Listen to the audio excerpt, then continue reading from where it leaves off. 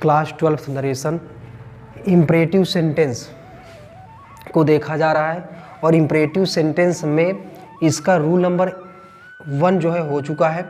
Rule number 1 में दिखाया गया या फिर उसी में इम्परेटिव सेंटेंस का पूरा परिचय दिया है।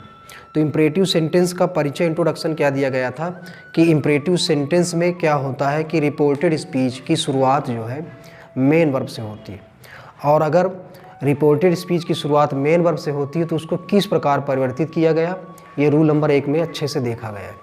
इसके बाद इम्परेटिव सेंटेंस की सीरीज को और आगे बढ़ाते हैं और उसमें अब देखना है कि इम्परेटिव सेंटेंस की शुरुआत किससे होती है और अब उसको किस प्रकार परिवर्तित किया जाएगा।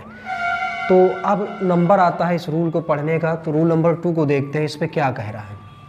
इसमें कह रहा है कि अगर रिपोर्टेड स्पीच की शुरुआत डू नॉट से हो, इस बार मेन पॉइंट आ रहा है डू नॉट, और जो इसके बैक वाला था उस पे क्या देखा गया कि इम्परेटिव सेंटेंस की शुरुआत जो है मेन वर्ब से थी और इस पे शुरुआत किससे होनी है, डू नॉट से। तो डू नॉट से हो तो इनडायरेक्ट बनाने में सेड आए या सेड टू आए को वाक्य के भाव के अनुसार बदलकर, अब ये वाक्य के भाव क्या थे, ये भाव देखे गए। इम्परेटिव सेंटेंस में भाव कौन कौन से है, आदेश, परामर्श या सलाह, विनती या प्रार्थना। अगर आदेश आता है तो वहाँ पर सेड या सेड टू को ऑर्डर्ड किया गया, परामर्श आता है, सलाह आती है तो एडवाइज्ड किया गया, या फिर विनती प्रार्थना के लिए रिक्वेस्टेड किया गया। इसके अलावा काइंडली आ जाए, प्लीज आ जाए, फिर सर आ जाए तो वहाँ पर भी विनती या प्रार्थना का बोध होता है, ऐसे में भी वहाँ पर रिक्वेस्टेड किया गया और प्लीज, काइंडली या सर को जो है हटा दिया गया। ये पुरानी बातें थी और अब आज क्या है कि इनको भाव के अनुसार बदलेंगे।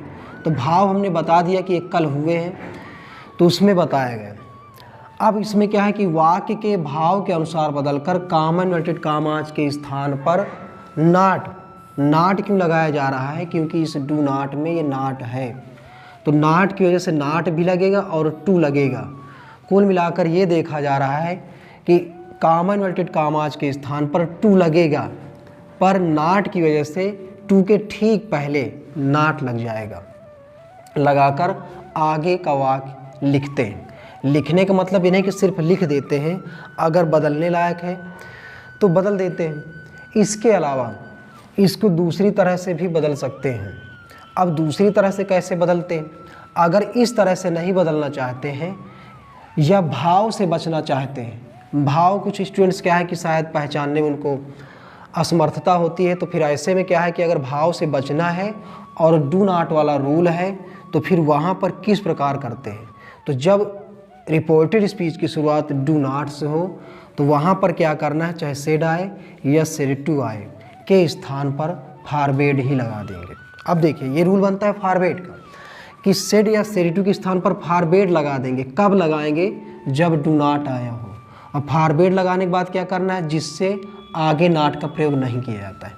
फॉरवर्ड के लगने से नॉट का प्रयोग भी नहीं करते हैं। इसका कारण क्या है, क्योंकि फॉरवर्ड में नॉट जो है छिपा होता है और जब फॉरवर्ड में नॉट छिपा है तो फिर आगे नॉट दिखाने की कोई ज़रूरत नहीं है, क्योंकि फॉरवर्ड का अर्थ ही होता है मना करना या इनकार करना। तो मना करना या फिर इनकार करना में निगेटिव सेंस आ रहा है, और जब निगेटिव सेंस आ रहा है तो फिर आगे जो है नॉट का प्रयोग नहीं करेंगे, सिर्फ किसका प्रयोग करेंगे, कॉमा इन्वर्टेड कॉमास के स्थान पर सिर्फ टू का प्रयोग करेंगे। और इसके बाद शेष वाक्य लिख देते हैं। तो एक बार दोबारा कहेंगे, सिर्फ लिखना ही नहीं है, अगर परिवर्तित करने लायक है तो उसको परिवर्तित करेंगे। अब इनको पढ़ने के बाद एग्जाम्पल्स देख लेते हैं। अगर एग्जाम्पल्स देखेंगे तो पॉइंट जो है क्लियर हो जाएंगे। तो अब जैसे पहला एग्जाम्पल लिखा हुआ है, my father said to me do not waste your time. अब यहाँ पर देख पा रहे हैं कि रिपोर्टेड स्पीच की शुरुआत डू नॉट से हुई है और यहाँ पर बात भी डू नॉट वाले की ही हो रही है। तो ऐसे में जब डू नॉट आ जाता है तब क्या करना है, ऊपर पढ़ के आए हैं। सबसे पहले हम इसको भाव से बनाते हैं, भाव के बाद फिर इसको इस तरह से बनाएंगे, यानी फॉरवर्ड से बनाएंगे। दोनों को देखना है। अब डू नॉट आया है तो डू नॉट आने दो। इसके अलावा भाव देखते हैं कि मेरे पिता ने मुझसे कहा कि अपना समय बर्बाद मत करो। तो यहाँ पर कौन सा भाव है? भाव क्या है यहाँ पर? तो अगर भाव देखा जाए तो एक सलाह है। अगर अच्छी बातों को बताया जाए तो वहाँ पर सलाह है। ऐसे में सलाह के लिए क्या किया जाएगा कि सेड हो या सेड टू हो, वहाँ पर क्या लाएंगे? एडवाइज्ड। सलाह या परामर्श के लिए सेड या सेड टू के स्थान पर एडवाइज्ड का प्रयोग करेंगे। तो माई फादर एडवाइज्ड, फिर लिखा हुआ है मी। इसके बाद बताया गया कि अगर डू नॉट दिए हो तो वहाँ पर कॉमा इन्वर्टेड कामाज में नॉट ही लगा देंगे। तात्पर्य यह है कि कॉमा इन्वर्टेड कामाज के स्थान पर नॉट नहीं आता है, यानी इसके स्थान पर नॉट नहीं आता है। सिर्फ ये बताना है कि अगर नॉट दिया हो, डू नॉट दिया हो तो नॉट पहले लाते हैं, फिर इसके बाद कॉमा इन्वर्टेड कामाज के स्थान पर टू का प्रयोग करते हैं, नॉट टू। और इसके बाद उसने कहा आगे का वाक्य लिखते हैं, तो आगे का वाक्य लिखे दे रहे हैं। लिखा है वेस्ट, वेस्ट के बाद लिखा है योर। योर को देख पा रहे हैं सेकंड पर्सन का प्रोनाउन है, और सेकंड पर्सन का प्रोनाउन देखिए रिपोर्टिंग वर्ब के ऑब्जेक्ट के अनुसार परिवर्तित किया जाता है। तो रिपोर्टिंग वर्ब में ऑब्जेक्ट के रूप में आया है मी, और मी जो है इधर आएगा। लेकिन देखना क्या है कि ये जो योर होता है ये पॉजेसिव एडजेक्टिव है या फिर अपने की अंग्रेजी है। उसी तरह मी के साथ अपने की अंग्रेजी यानी क्या होती है? माई होती है। माई यहाँ पर पॉजेसिव एडजेक्टिव है, योर अपना पॉजेसिव एडजेक्टिव है। अर्थात पॉजेसिव एडजेक्टिव के बदले में पॉजेसिव एडजेक्टिव लाते हैं, तो मी का जो है माई होता है। और फिर लिखा हुआ है यहाँ पर टाइम, इसके बाद करना है फुल स्टॉप। कुछ इस तरह से इनको परिवर्तित किया जाएगा। इसके अलावा जो ये ब्लू कलर से है, इसमें जो फॉरवर्ड का लिखा हुआ है, फॉरवर्ड वाले को देखते हैं कैसे है कि अगर भाव से बचना है तो जब डू नॉट दिया हो तो वहाँ पर क्या कर देंगे? सेड हो या सेड टू हो के स्थान पर केवल क्या लाना है? फॉरवर्ड। यहाँ पर ले आते हैं फॉरवर्ड। अब फॉरवर्ड के आने से आगे किसका प्रयोग नहीं करना है? नॉट का।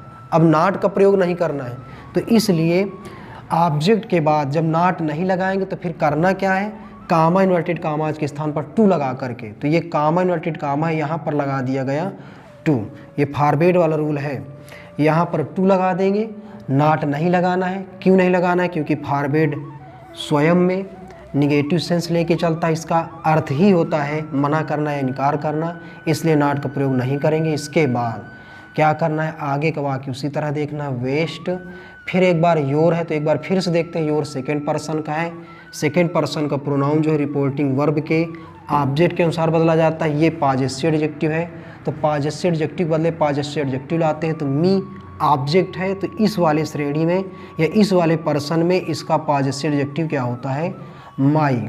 फिर लिखा हुआ है टाइम। कुछ इस तरह से एक एग्जाम्पल देखें। अब जो स्टूडेंट्स स्मार्ट होते हैं एक बार में ही समझ जाते हैं कि एक एग्जाम्पल, लेकिन उद्देश्य क्या है कि कमज़ोर से कमज़ोर विद्यार्थी को उसके प्रत्येक विषय में मजबूत बनाना है। इसलिए उनके हिसाब से दूसरा एग्जाम्पल, अगर एक में नहीं आया तो दूसरा देख लेते हैं, ये वाला बिल्कुल कन्फर्म हो जाएगा। तो कैसे देखते हैं? एक बार फिर से देख रहे हैं कि कॉमा इन्वर्टेड कामा या फिर रिपोर्टेड स्पीच की शुरुआत जो है डू नॉट से हुई है, और जब डू नॉट से हो तो तब भी भाव देखना है। तो भाव इस वाक्य में देख पा रहे हैं क्या है? द टीचर, और द टीचर के बाद लिखा है सेड टू। तो भाव यहाँ पर क्या है कि अपना, यहाँ पे क्या है कि किसी को गाली मत दो। अध्यापक ने विद्यार्थियों से कहा किसी को गाली मत दो। तो यहाँ पर क्या है भाव? तो जब कहा जाता है कि अच्छी बातें बताई जाएं या अच्छी बातों को करने के लिए कहा जाए या फिर गंदी बातों को करने से मना किया जाए, तो वहाँ पर होता है परामर्श या सलाह। तो अध्यापक ने विद्यार्थियों को सलाह दी कि किसी को भी गाली मत दो। ऐसे में परामर्श के लिए सेड या सेड टू के स्थान पर एडवाइज्ड का प्रयोग करेंगे। फिर क्या लिखा हुआ है? द स्टूडेंट्स, और स्टूडेंट्स के बाद कॉमा इन्वर्टेड कामा है, तो कॉमा इन्वर्टेड कामा के स्थान पर टू आता है। लेकिन क्या कहा गया कि अगर डू नॉट है और इधर भाव से बनाया गया है तो नॉट पहले आता है और टू जो है बाद में जाता है। फिर कुछ नहीं करना है, आगे जैसे अगर बदलने लायक तो बदलेंगे, नहीं तो सिर्फ लिख देना है जैसे वैसे। इसमें बदलने लायक कुछ नहीं है तो कुछ नहीं करना, केवल उतार देना है जैसे वैसे। तो ये रहा अभी तक भाव के अनुसार से। और अब हमें देखना है फॉरवर्ड। तो अब जो है फॉरवर्ड के हिसाब से देखना है। तो फॉरवर्ड के हिसाब से कैसे है, तो फॉरवर्ड वाले में पहले फिर से एक बार जान लें कि अगर डू नॉट दिया है और हम सेड या सेड टू के स्थान पर फॉरवर्ड का प्रयोग करते हैं तो वहाँ पर नॉट का प्रयोग नहीं करेंगे।